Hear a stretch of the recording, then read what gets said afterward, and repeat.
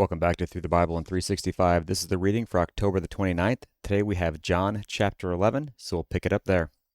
Now a certain man was sick, Lazarus of Bethany, the town of Mary and her sister Martha. It was that Mary who anointed the Lord with fragrant oil and wiped his feet with her hair, whose brother Lazarus was sick. Therefore the sisters sent to him, saying, Lord, behold, he whom you love is sick. Now when Jesus heard that, he said, This sickness is not unto death, but for the glory of God, that the Son of God may be glorified through it. Now Jesus loved Martha and her sister and Lazarus. So when he heard that he was sick, he stayed 2 more days in the place where he was.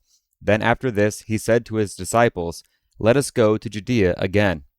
The disciples said to him, Rabbi, lately the Jews sought to stone you, and are you going there again? Jesus answered, Are there not 12 hours in the day?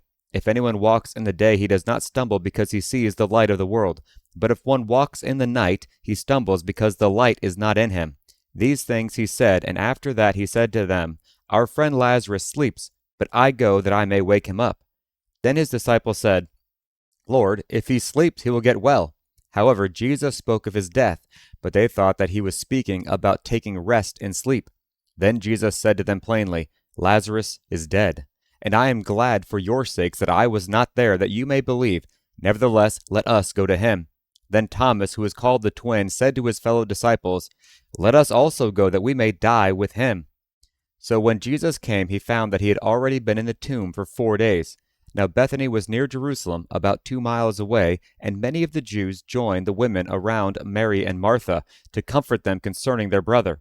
Now Martha, as soon as she heard that Jesus was coming, went and met him, but Mary was sitting in the house. Now Martha said to Jesus, Lord, if you had been here, my brother would not have died. But even now I know that whatever you ask of God, God will give you. Jesus said to her, Your brother will rise again. Martha said to him, I know that he will rise again in the resurrection at the last day. Jesus said to her, I am the resurrection and the life. He who believes in me, though he may die, he shall live. And whoever lives and believes in me shall never die. Do you believe this? She said to him, Yes, Lord, I believe that you are the Christ, the Son of God, who is to come into the world. And when she had said these things, she went her way and secretly called Mary her sister, saying, The teacher has come and is calling for you. As soon as she heard that, she arose quickly and came to him. Now Jesus had not yet come into the town, but was in the place where Martha met him. Then the Jews who were with her in the house and comforting her, when they saw that Mary rose up quickly and went out, followed her, saying, She is going to the tomb to weep there. Then when Mary came where Jesus was and saw him, she fell down at his feet, saying to him, Lord, if you had been here, my brother would not have died. Therefore, when Jesus saw her weeping, and the Jews who came with her weeping, he groaned in the spirit and was troubled, and he said, Where have you laid him? They said to him, Lord, come and see. Jesus wept. Then the Jews said, See how he loved him. And some of them said, Could not this man who opened the eyes of the blind also kept this man from dying? Then Jesus, again groaning in himself, came to the tomb. It was a cave, and a stone lay against it. Jesus said, Take away the stone. Martha, the sister of him who was dead, said to him, Lord, by this time there is a stench, for he has been dead 4 days. Jesus said to her, Did I not say to you, that if you would believe, you would see the glory of God? Then they took away the stone from the place where the dead man was lying, and Jesus lifted up his eyes and said, Father, I thank you that you have heard me, and I know that you always hear me. But because of the people who are standing by, I said this, that they may believe that you sent me. Now when he had said these things, he cried out with a loud voice, Lazarus, come forth.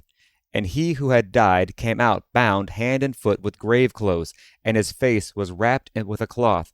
Jesus said to them, Loose him and let him go. Then many of the Jews who had come to Mary and had seen the things Jesus did believed in him. But some of them went away to the Pharisees and told them the things Jesus did.